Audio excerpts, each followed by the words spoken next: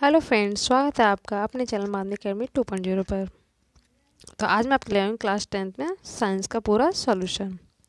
इससे पहले मैंने केमिस्ट्री का डाला था और इंग्लिश हिंदी सभी के डाल चुकी हूँ, 10 12 दोनों के। इसमें आपको फिजिक्स केमिस्ट्री बायो तीनों ही मिलेंगी। तो इसमें ये तो आपको पता ही है कि 70 मार्क्स का रिटन होता है, 30 का प्रैक्टिकल। ठीक है, तो ये 70 मार्क्स का, बाकी 30 होते हैं प्रैक्टिकल के। सभी सब्जेक्ट में 6 जो मिलते हैं उसमें सभी में यही प्रोसेस है। और 3 घंटे का इसमें टाइम होता है, 15 मिनट आपको रीडिंग के दिए जाते हैं पेपर पढ़ने के लिए। ठीक है, उसके बाद जैसे ये लिखा हुआ है ना 15 मिनट आपको पढ़ने के लिए मिलेंगे, सेम यही प्रोसेस आपको यूपी बोर्ड के एग्जाम में भी मिलने वाला है। और इसमें से आपको बहुत से क्वेश्चन बोर्ड के एग्जाम में मिलेंगे 100%। तो फटाफट देख लेते हैं। सबसे पहले आपको मिला है इसमें फिजिक्स खंड का में। इसमें आप पहले ऑब्जेक्टिव, फिर वेरी शॉर्ट, शॉर्ट फिर लॉन्ग, उसके बाद केमिस्ट्री, फिर लास्ट में बायो। और फिजिक्स में आपको 17 से 18 नंबर के न्यूमेरिकल ही मिल जाते हैं। तो पहला क्वेश्चन हमारा, कौन सा पदार्थ लेंस बनाने के लिए प्रयुक्त नहीं होता है? तो कौन कौन सा नहीं होता, ये सब 1 मार्क्स को है ऑब्जेक्टिव।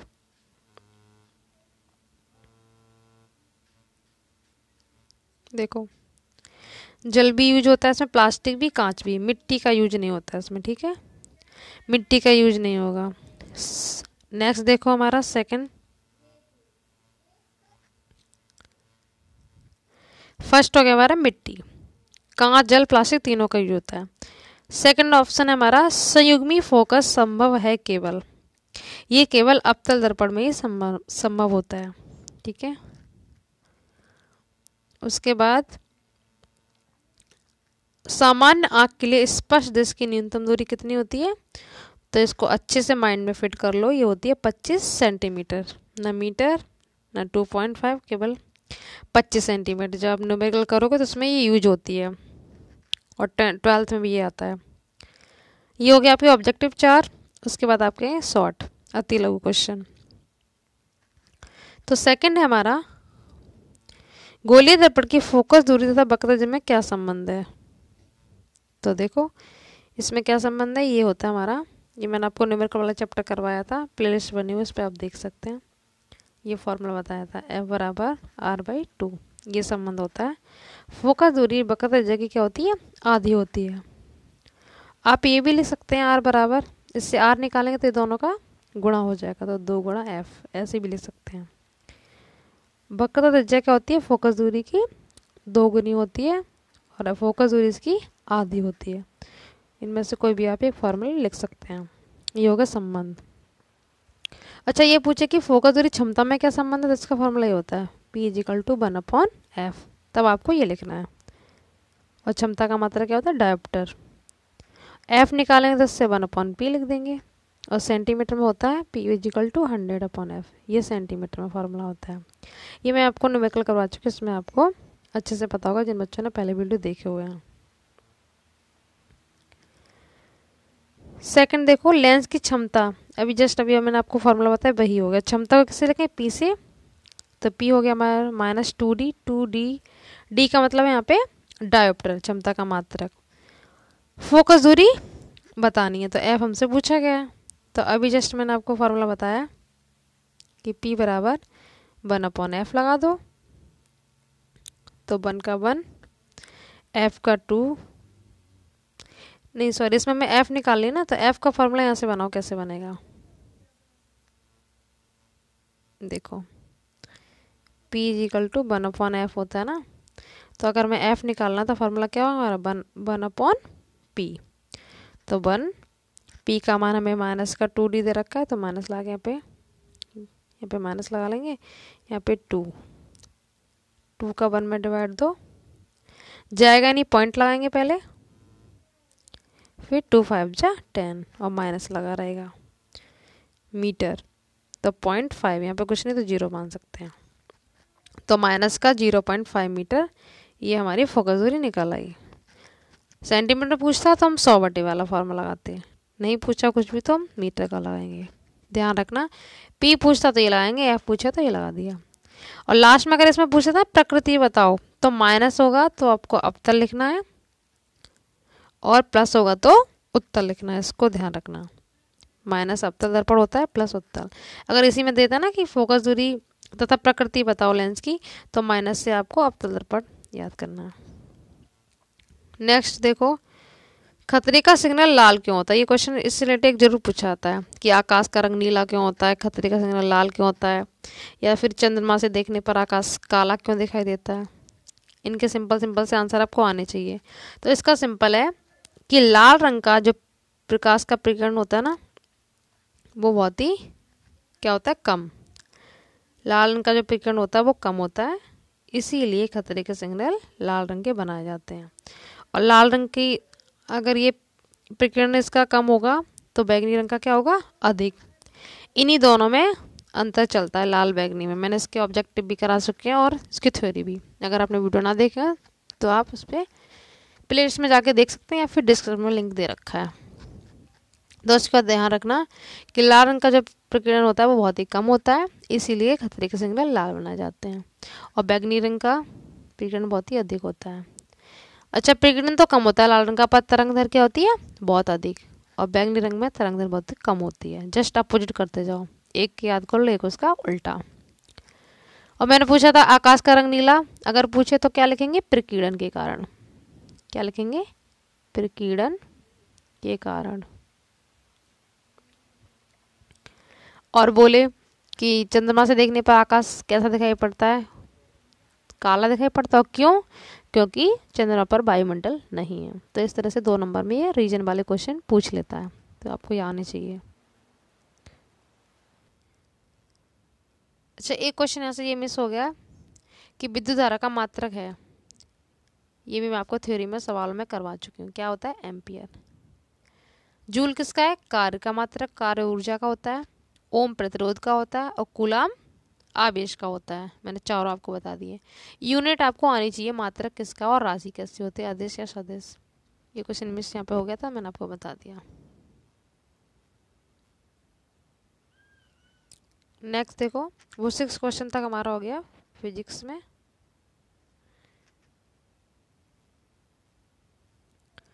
टू तक हो गया था, अब हम देखेंगे थर्ड वाला। ये भी फिजिक्स का, ये भी शॉर्ट और लॉन्ग तो रहेगी। उसके बाद यहाँ से हमारी चलेगी केमिस्ट्री। तो पहले फिजिक्स देख लेते हैं। देखो इसमें भी सवाल, फिजिक्स में सवाल कितने पूछे जाते हैं। एक व्यक्ति दूर बिंदु की आंख से 150 सेंटीमीटर है उसकी आंख से दूरी, इधर से दूर की बिंब स्पष्ट देखने में प्रयोग करें तो किस लेंस की फोकस दूरी ज्ञात कीजिए, ये सवाल है। या फिर आप ये लिख लो, बर्ड विक्षेपण किसे कहते हैं और सूर्य से प्रकाश का प्रिज्म द्वारा बर्ड विक्षेपण समझाइए। अगर आपको न्यूमेरिकल आता है तो न्यूमेरिकल करो। न्यूमेरिकल में फ़ायदा क्या होता है कि आपको पूरे मार्क्स मिल जाते हैं, थ्योरी में कुछ कम मिलते हैं, बस ये फ़ायदा होता है। और एक बात ये भी है कि अगर क्वेश्चन गलत हुआ तो आपके 4 में से 4 पूरे कट जाएंगे। तो आप बेस्ट अगर अच्छे से आता हो तभी सम्स करें, नहीं तो थ्योरी कर लें। अगर थ्योरी में नहीं आ रहा तो आप सम्स कर लें, ठीक है। तो ये सवाल बहुत ही ईजी होता है। इसमें एक वैल्यू गिवन होती है, इसकी शॉर्ट ट्रिक भी होती है, F is equal to minus x भी ले सकते हैं। जितना दे रखा है उतना हम मान लेंगे, वही इसकी फोकस दूरी हो जाएगी। ये शॉर्ट फार्मूला है इसका, क्योंकि एक आंख से दिखाई नहीं पड़ता इसको। या फिर ऐसे बना लो, ये वाला लेंस के लिए फार्मूला ये चलता है माइनस में, ठीक है। और दर्पण के लिए चलता है पे प्लस। तो इसमें पता क्या करेंगे, यहाँ पे एक तो ये लिख देंगे माइनस 150 और एक इन्फिनिटी मान लेते हैं, इसको दिखाई नहीं देता। ये इन्फिनिटी मान लेंगे तो इसका तो कोई मीन्स होगा ही नहीं, तो नॉर्मल से डायरेक्ट एफ बराबर माइनस 150 निकल आएगा, डायरेक्ट ही रख दो, ठीक है। क्योंकि एक इन्फिनिटी मान लेते हैं ना, इन्फिनिटी इसका कोई मीन्स नहीं होता। या फिर आप शॉर्ट ट्रिक याद रखो, एफ बराबर माइनस एक्स। जब आपको एक वैल्यू गिवन हो तो आप यही फॉर्मूला आएंगे, माइनस एक्स जितना रखा वही इसकी फोकस दूरी आ जाएगा। और आपको 2 वैल्यू गिवन हो तो आप ऐसे कर लेंगे, जैसे बी का मान 10 हो तो 10 रख देंगे, यू का मान जो 5 वगैरह तो ये रख दें, फिर इस तरह से एलसीएम लेके कर लेते हैं। ये मैंने आपको सवाल करवा रखे हैं। सौर देखो, बर्ड विक्षेपण क्या होता है, प्रकाश की किरण का स्वतः ही इस तरह से कोई प्रकाश स्रोत है, यहाँ से कोई प्रकाश की किरण आती है और ये प्रिज्म होकर 7 रंगों में विभाजित हो जाती है। यही घटना 5 हो गया, 6 7 क्या कहलाती है, बर्ड विक्षेपण। प्रकाश के रंग का स्वतः ही 7 रंगों में विभाजित होना क्या कहलाता है? वर्ड विक्षेपण। और ये जिस पट्टी पे ये 7 रंग प्राप्त होते हैं वो स्पेक्ट्रम कहलाता है। और नीचे से चलते विबग्योर, ये 7 क्रम क्या है इसका? VIBGYOR, BIBGYOR। तो नीचे से चलते हैं, तभी तो लाल रंग का विकिरण सबसे कम होता है और बैंगनी का सबसे अधिक। ऐसी ये पट्टी है, यहाँ से चलेंगे विबग्योर। ये क्रम भी पूछा था, सीक्वेंस याद रखना। इंग्लिश में बैगनी, इसमें देखो वॉयलेट हो गया, बैगनी, इंडिगो, जामुनी, ऑरेंज, ग्रीन, येलो, यहाँ पे सॉरी ब्लू है, ये बिब है ना, ऑरेंज तो यहाँ पे ओ से, बी से वॉयलेट, आई से इंडिगो, फिर ये वाला वी है, दोबारा से बनाती हूँ मैं इसको। ये कोई प्रिज्म है, यहाँ से कोई किरण आएगी, 7 रंगों में विभाजित हो जाएगी ये।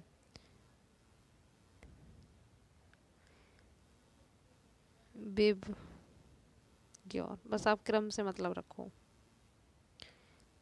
इधर से चलते हैं, violet, indigo, blue, green, yellow, orange, red. लाल रंग का विकिरण कम और तरंग दैर्ध्य अधिक होती है, और जो बैगनी होता है इसका विकिरण अधिक और तरंग दैर्ध्य कम होती है। सीक्वेंस याद रखना, विबग्योर। इस तरह से 4 ऑप्शन में देगा तो आपको बस इस तरह से लिखाएगा, उस पर टिक कर देना ऑब्जेक्टिव के लिए। यही घटना आपको लिख देनी है या फिर सवाल कर लो, ठीक है। ये हो गया।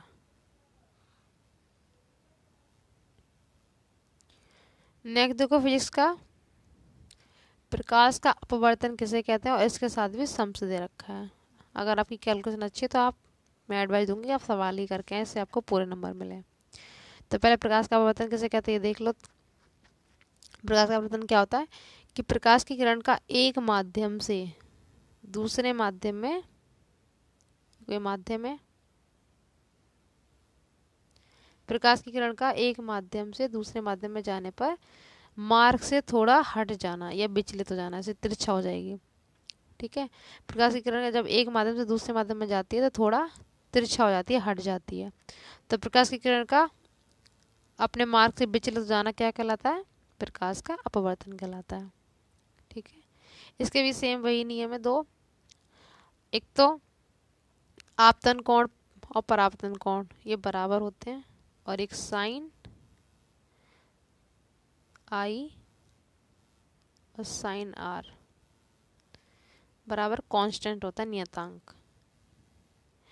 ये इसी का नियम है प्रकाश के अपवर्तन का, ये कि ये, और इसी को स्नेल का नियम भी कहते हैं, sine i upon sine r, ठीक है। और दूसरा नियम क्या है जो मैंने अभी आपको बताया था, आपतन कोण परावर्तन कोण बराबर होते हैं, ये आपका प्रकाश का परावर्तन में है, ठीक है, अपवर्तन में नहीं है। और इसमें दूसरा नियम कौन सा हो गया? Sine i upon sine r बराबर कांस्टेंट। एक तो ये हो गया, एक ये हो गया आपका आपतित, परावर्तित और अवलंब, तीनों एक ही तल में होते हैं, सेम जैसे आपका इसमें था प्रकाश का परावर्तन में, वैसे ही। अब इसका न्यूमेरिकल देख लो, अगर आप थ्योरी नहीं कर पाते तो न्यूमेरिकल कैसे करेंगे। ये कैसे है देखो, सिंपल सा है बहुत। वक्र त्रिज्या किससे लिखते हैं? आर से।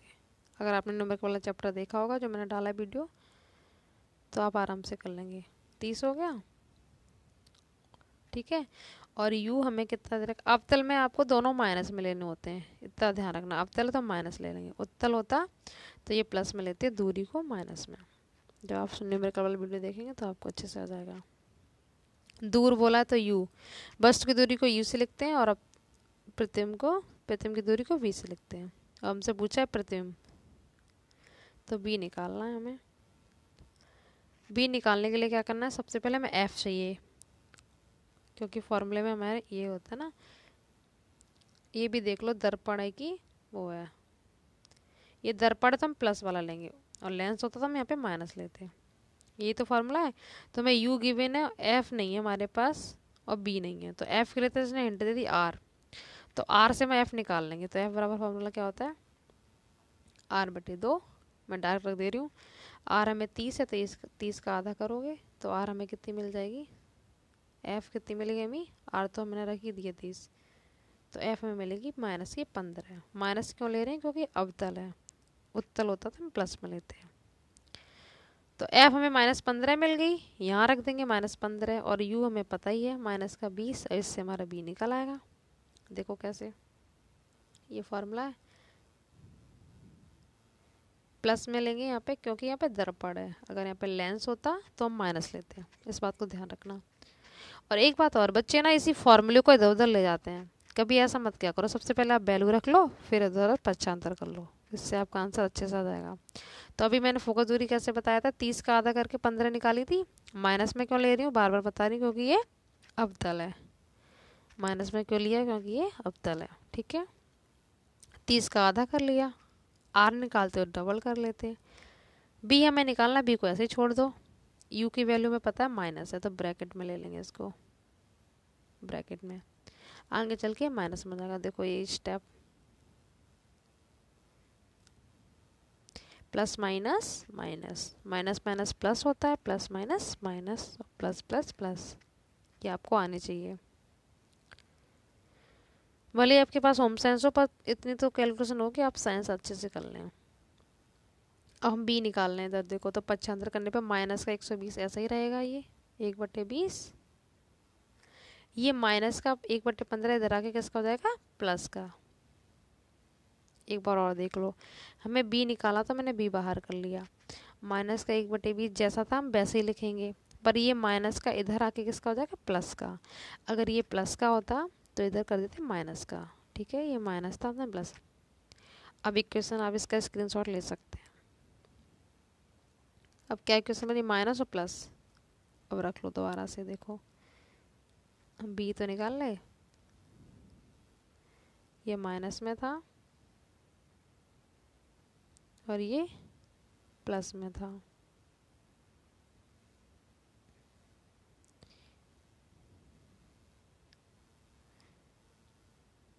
ठीक है, ये हमारा माइनस में था, फोकस दूरी माइनस इधर आके प्लस में हो गई थी। अब हम एलसीएम ले लेंगे इसका। एलसीएम देखो कैसे लेते हैं, एलसीएम लेना भी सिखाऊँ आपको।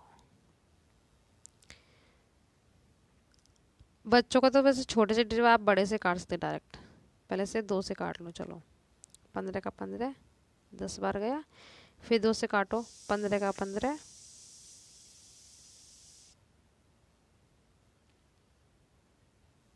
फिर से लिख देती हूँ। 1/20 हमें निकालना था, माइनस 1/20 प्लस का 1/15, यही था। तो साइड में एलसीएम देखो कैसे निकालते हैं।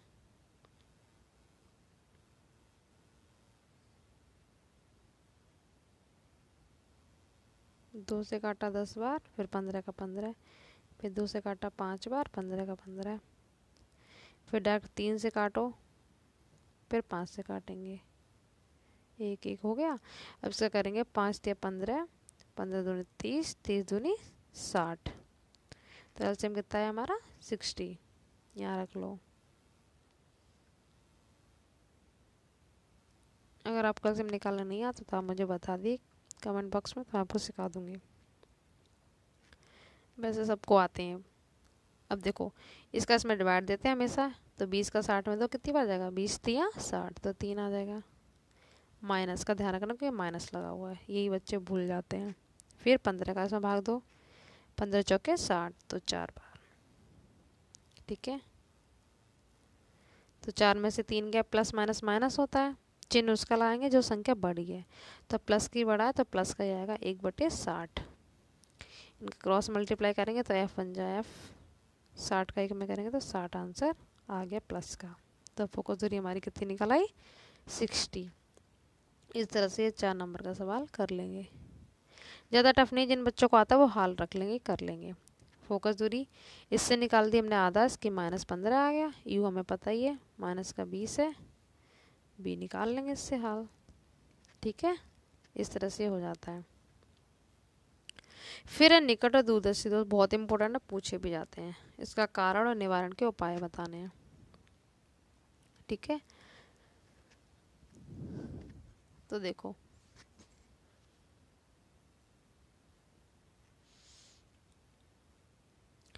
निकट दृष्टि और दूरदर्शी अपनी भाषा में लिखोगे। ये अपने नाम के जस्ट अपोजिट होते हैं। जैसे बच्चे क्या सोचते हैं कि निकटदर्शी दोष है तो निकट की वस्तु दिखाई नहीं देगी, दूरदर्शी दोष है दूर की दिखाई नहीं देगी, पर ये उल्टा होता है इसका जस्ट। नाम तो निकटदर्शी दोष है तो निकट की वस्तु दिखाई देती है। इस कन्फ्यूजन को आप दूर रख देना, ठीक है। और दूर बोला तो दूर की तो दिखाई देंगी पर पास की दिखाई नहीं देंगी, आपको जस्ट अपोजिट करते जाना है। तो ऐसा दृष्टि दोष जिसमें पास की वस्तुएं दिखाई देती हैं दूर की नहीं, उसे निकटदर्शी दोष कहते हैं। और ऐसा दृष्टि दोष जिसमें दूर की वस्तु तो दिखाई देती हैं पर पास की नहीं, उसे दूरदर्शी दोष कहते हैं। इसका कारण क्या और निवारण, पहले निवारण सुन लो। निकटदर्शी दोष में तो अवतल लेंस का प्रयोग करते हैं दूर करने के लिए, ठीक है। और दूरदर्शी दोष को दूर करने के लिए किसका यूज करते हैं, उत्तल लेंस का, ठीक है। और ट्रिक आपको ऐसे नी और आ, नी आ मतलब निकटदर्शी दोष में अवतल लेंस यूज होगा, ठीक है। जब आप निकट पता कर लोगे तो दूर उसका उल्टा कर दो, दूर में उत्तल होता है। इस तरह से आप ट्रिक से भी याद कर सकते हैं नी आ। अब बचा कारण, निकटदर्शी दोष का कारण क्या होता है, ये सुन लो। निकटदर्शी दोष का कारण है कि नेत्र लेंस की वक्रता बढ़ जाए और फोकस दूरी कम हो जाए, ठीक है। ये इसका कारण होता है। निकटदर्शी दोष कब होगा, जब नेत्र लेंस की जो वक्रता होती है वो बढ़ जाती है, फोकस दूरी कम हो जाती है, या फिर नेत्र के गोले का व्यास बढ़ जाता है। ये तो है निकटदर्शी के कारण। और एक क्वेश्चन आ रहा था कि दूरबिंदु कहाँ बनता है, ये अनंत पर बनता है। इसको याद रखना कि दूरबिंदु पूछा था बहुत, कि दूरबिंदु कहाँ बनता है, तो अनंत पर। और समतल दर्पण की फोकस दूरी शून्य होती है, ये भी क्वेश्चन पूछा गया है। मैं एक्स्ट्रा फैक्ट जितने भी बता रही हूँ वो भी अपने आप में क्वेश्चन है, कहीं नोट डाउन कर लो कि फोकस दूरी 0 किसकी होती है, समतल दर्पण की। और दूरबिंदु कहाँ बनता है, अनंत पर, ठीक है। और एक क्वेश्चन और था, ये लेंस किसका यूज करते हैं, मैंने आपको बता ही दिया। स्पर्श दिश की न्यूनतम दूरी कितनी होती है, 25 सेंटीमीटर। और एक समन क्षमता, फोकस दूरी का कम होना, नेत्र लेंस की फोकस दूरी कम होना क्या कहलाता है, समन क्षमता। ये टॉपिक आपको आने चाहिए आइज वाले चैप्टर से, जो पूछे गए कई बार। तो आई होप आपको ये समझ में आ गया। 7 नंबर में ये मैंने आपको बता दिया। उसके बाद ये वाला फॉर्मूला प्रूफ करना होता है, श्रेणी वाला जो मैंने आपको सवाल करवाया था, R बराबर R1 plus R2 plus R3, ये प्रूफ करके लाना है। और अब समांतर में ये लाना है, या फिर आप ये कर लो, इसका मतलब ये प्रूफ करके आपको दिखाना है। तो ये बहुत बड़ा प्रोसेस होगा, इससे बेस्ट है आप निकट वाला कर लो, ठीक है। एग्जाम में अगर मिले तो आप यही वाला फॉलो करना। तो फिजिक्स में इतना टाइम क्यों लगा, क्योंकि उसमें न्यूमेरिकल थे। अब फटाफट से केमिस्ट्री में, उसके बाद बायो तो बहुत जल्दी हो जाएगा, उसमें कुछ समझाना नहीं है। देखते हैं अब केमिस्ट्री। चिप्स के थैली में भरी जाने वाली गैस कौन सी होती है, तो ये होती है नाइट्रोजन। क्यों भरते हैं, जिससे कि उसमें चिप्स को खुला जब छोड़ देते तो उसमें क्या होता है, सीलन आ जाती है ना, गीले से हो जाते हैं चिप्स वगैरह, तो उसमें नाइट्रोजन गैस ही भरी जाती है।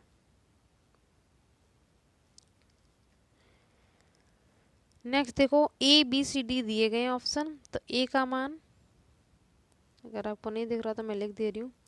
ए है हमारा 3, बी है हमारा 7, और सी का मान है 6, 3 5 6 7, और डी का मान है 5। ये यहाँ पे 6.5 है ये, ठीक है। ये मिस प्रिंट होता है, 6.5 है। और लास्ट में जो हमारा डी का मान है वो है हमारा 11। तो इसमें से पूछा है कि सर्वाधिक अम्लीय कौन सा होगा, ए है या बी है या सी है या डी है।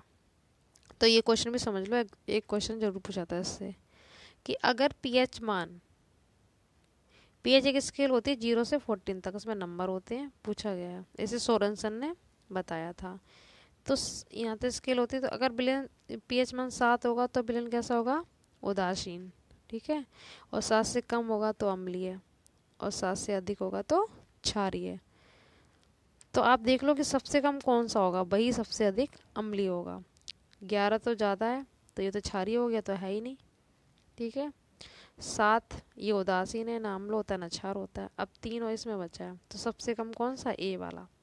जो सबसे कम मान है वही अधिक अम्लीय होगा, ठीक है। 7 से कम, जो जितना भी कम होगा वही अधिक अम्लीय कहलाएगा। तो इसका हमारा ऑप्शन कौन सा हो जाएगा? ए इज राइट आंसर। ये ध्यान से रखना, पूछ लेता है सीधे देगा 2.5 क्या है। 7 से कम है तो क्या बोलोगे आप? अम्लीय। 7 ये क्या होगा? उदासीन। जल का जो विलयन है वो उदासीन होता है, क्योंकि जल में नाम लेना क्षार है। 14 बोल दे तो क्या होगा? क्षारीय। 7.4 क्या है? क्षारीय। ये रक्त का पीएच मान होता है, ये आप याद रखना। रक्त का, नींबू का, ये सब टेबल में आप याद कर लो। तो ये क्वेश्चन आपको समझ में आ गया होगा। ये भी मैंने आपको कई बार बहुत बताया और कम्युनिटी भी पूछा था कि कमरे के ताप पर द्रव धातु कौन सी है। धातु पूछिए, धातु नहीं। धातु पूछिए तो क्या होगी? मरकरी। यही क्वेश्चन यहाँ पे अधातु कर देता, तब आप आंसर मरकरी, ब्रोमीन लगाते, ठीक है। धातु है तो मरकरी या गैलियम, ये कमरे के ताप पर द्रव अवस्था में पाई जाती है। मरकरी को ही पारा कहते हैं। अगर पेपर में पारा लिखे तो आप पारा मरकरी होता है, कंफ्यूज नहीं होना है। ये लिक्विड फॉर्म में पाया जाता है। जब थर्मामीटर से आपका फीवर मापा जाता है, जब मुंह में देते हैं तो उसमें ये पारा ही भरा रहता है। इसका यूज क्यों करते हैं? क्योंकि ये बहुत ही चमकीला होता है। ये थोड़ा डिटेल हो जाएगा तो आप याद रखना कि धातु पूछे द्रव अवस्था में तो मरकरी या गैलियम, और अधातु पूछे तो ब्रोमीन। तो इसका आंसर मरकरी आएगा। इसको एक्सप्लेन करते हैं जिससे कि आपके सारे क्वेश्चन तैयार हो जाए और आपको बोर्ड में कुछ जरूर मिल जाए। नेक्स्ट है मैट्रिक्स। क्या होती है? धातु वाले चैप्टर में धातु का शोधन वगैरह जो होता है। तो मैट्रिक्स या धात्री किसे कहते हैं? तो पृथ्वी के अंदर बहुत सारी खनिज पाए जाते हैं, ठीक है। तो खनिज में बहुत सारी अशुद्धियाँ मिली होती हैं। तो खनिज से जो अयस्क प्राप्त होता है ना, तो मैट्रिक्स उसे कहते हैं। अयस्क में उपस्थित कंकड़, मिट्टी, पत्थर, इनकी अशुद्धियाँ क्या कहलाती हैं? मैट्रिक्स या धात्री कहलाती हैं। फिर से रिपीट करती हूँ कि अयस्क में उपस्थित मिट्टी, कंकड़, पत्थर आदि की अशुद्धियाँ क्या कहलाती हैं? मैट्रिक्स कहलाती हैं। और इसका अंतर याद रखना कि सभी खनिज अयस्क नहीं होते। जितने भी हम खनिज मिलेंगे जरूरी नहीं वो सभी अयस्क हो, ठीक है, पर सभी अयस्क खनिज होते हैं। फिर से रिपीट कर रही हूँ, कन्फ्यूज नहीं होना है। ये सभी खनिज अयस्क नहीं होते, पर सभी अयस्क खनिज होते हैं। जो भी अयस्क मिलेगा वो सभी खनिज होते हैं, ठीक है। उसके बाद, और ये अयस्क, कॉपर का अयस्क बहुत पूछा जाता है। कॉपर का अयस्क ये तो ये कॉपर पायराइट, CuFeS2। एक तो ये पूछा जाता है। दो पूछता तो आप दो याद कर लो। एक कॉपर ग्लांस, Cu2S, ठीक है।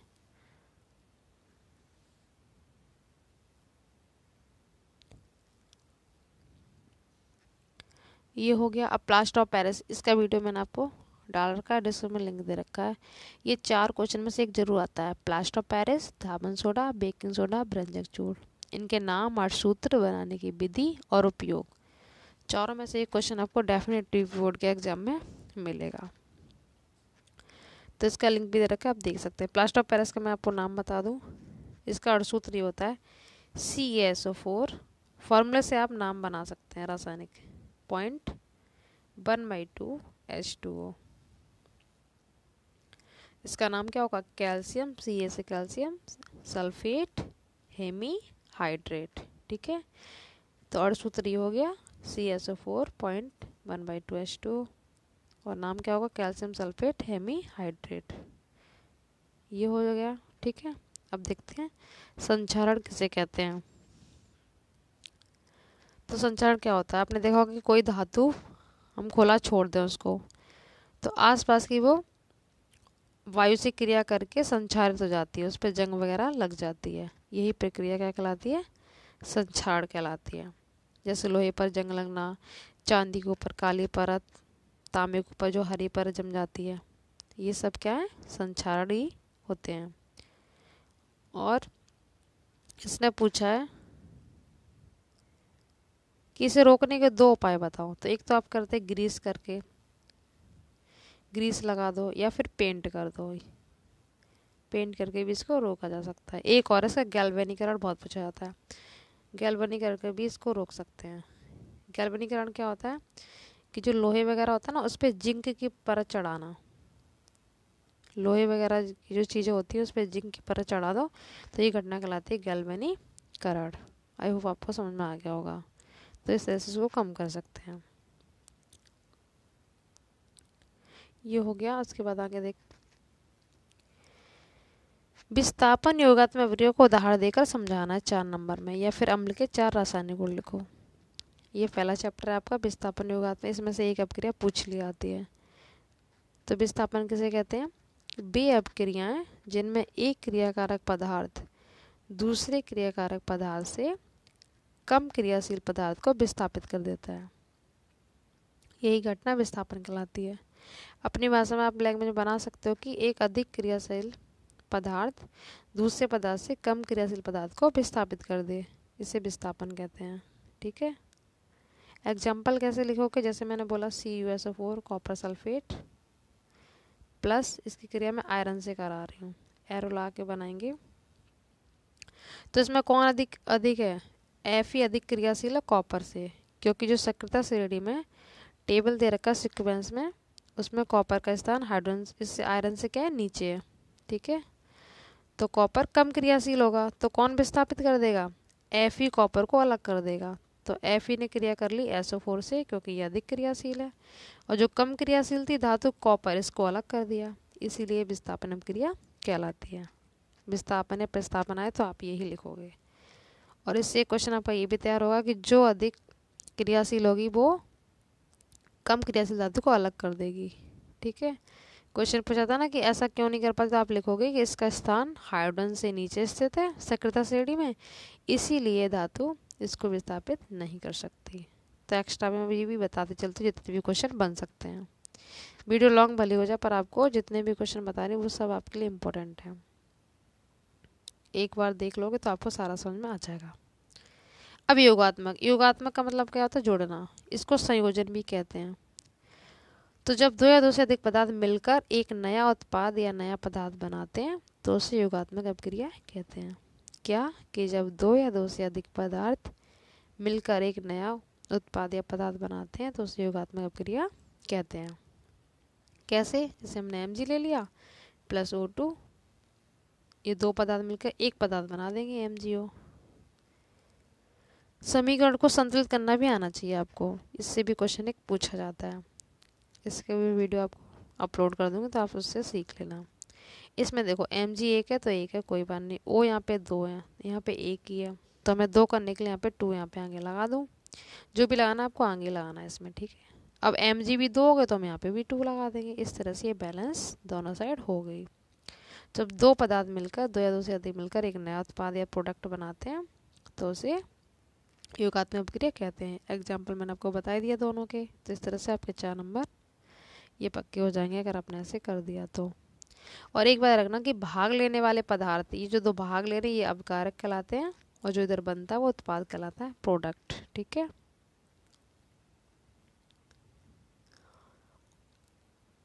अब अम्ल के गुण, 4 रासायनिक गुण। अम्ल क्या होता है? नीले लिटमस को लाल कर देता है, इसमें H आयन पाए जाते हैं। ठीक है। स्वाद में ये खट्टे होते हैं। एग्जाम्पल 3 प्रबल अम्ल कौन कौन से थे? HCl, H2SO4, HNO3। ये एग्जाम्पल है, इनमें H पाया, ये सारे अम्ल हैं।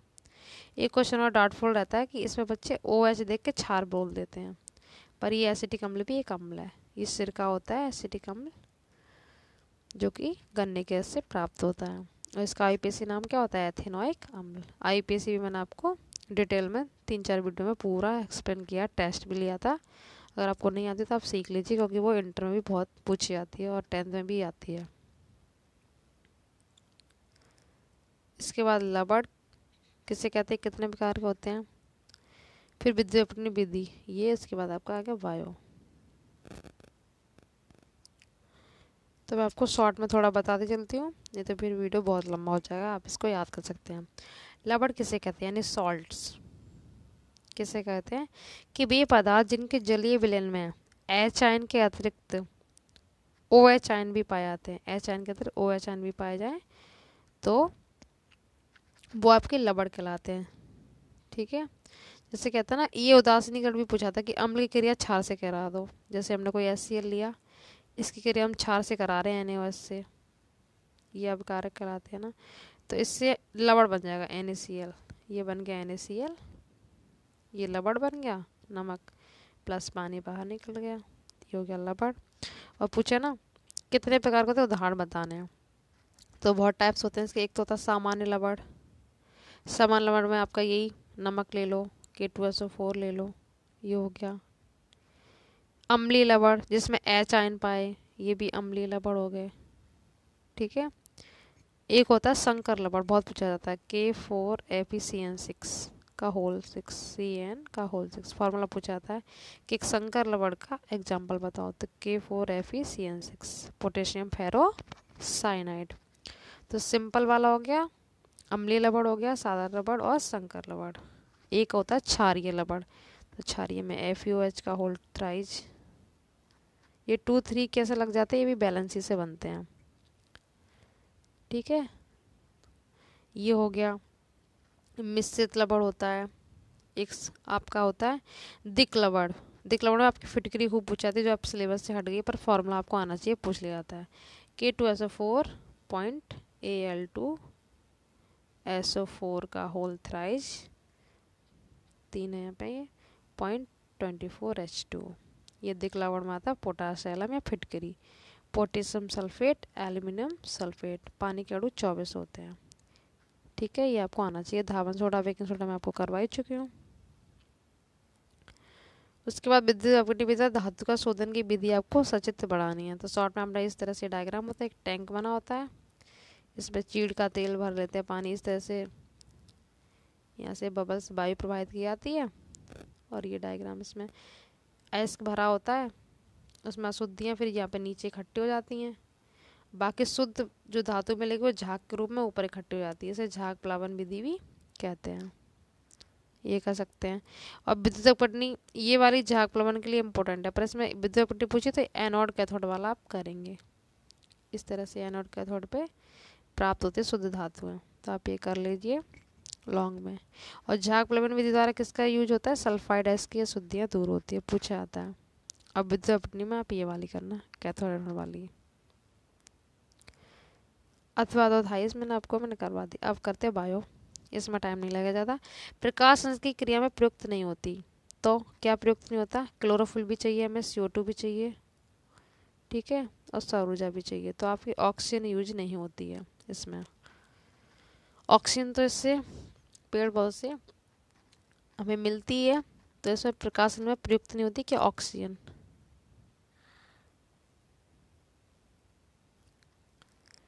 इसमें आप कन्फ्यूज मत होना, ठीक है। लाइट भी चाहिए हमें, CO2 भी चाहिए, क्लोरोफिल भी चाहिए, तभी तो प्रकाश की क्रिया होगी, पर ऑक्सीजन की कोई ज़रूरत नहीं होती। सेकंड है हमारा मोस्ट इम्पोर्टेंट, लार में एंजाइम पाया जाता है, तो ये टाइलिन, ठीक है। और लार में कितनी जोड़ी ग्रंथियाँ पाई जाती है, 3 जोड़ी, ये भी पूछा जाता है।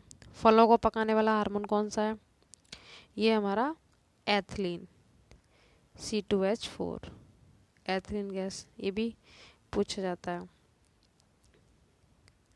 ये हार्मोन की तरह काम करता है एथिलीन, ठीक है, फलों को पकाने में। नेक्स्ट है पुरुषों में जो शुक्राणु स्पर्म बनते हैं वो किसमें बनते हैं, ये बनते हैं ब्रेस्ट या टेस्टिस में, ठीक है। ये पित्तरस बहुत पूछा जाता है, पित्तरस कहाँ बनता है, ठीक है, ये यकृत में बनता है और पित्ताशय में संचित रहता है, ठीक है। यकृत में बनता है, पित्ताशय में संचित रहता है। पूछा था कि यकृत से कौन सा स्रावित होता है, तो पित्तरस। यकृत एक बड़ी ग्रंथि होती है। लैंगरहैंस की दीपिका से स्रावित 2 हार्मोन जो अल्फा बीटा होते हैं, लैंगरहैंस की, ठीक है। इससे कौन सा हार्मोन्स, एक तो इंसुलिन जिसकी कमी से डायबिटीज हो जाती है, 2 हार्मोन पूछे तो आपको बताते हैं, इंसुलिन और एक ग्लूकेगॉन, ग्लूकेगॉन, ठीक है। ये 2 हार्मोन्स निकलते हैं।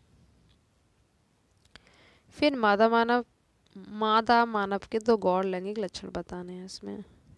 तो इनका शारीरिक बनावट में परिवर्तन होता है, ठीक है, शारीरिक वृद्धि में आवाज़ पतली हो जाती है, दुग्ध ग्रंथियाँ पाई जाती है, इस तरह से आप इसके लिख सकते हैं बना के।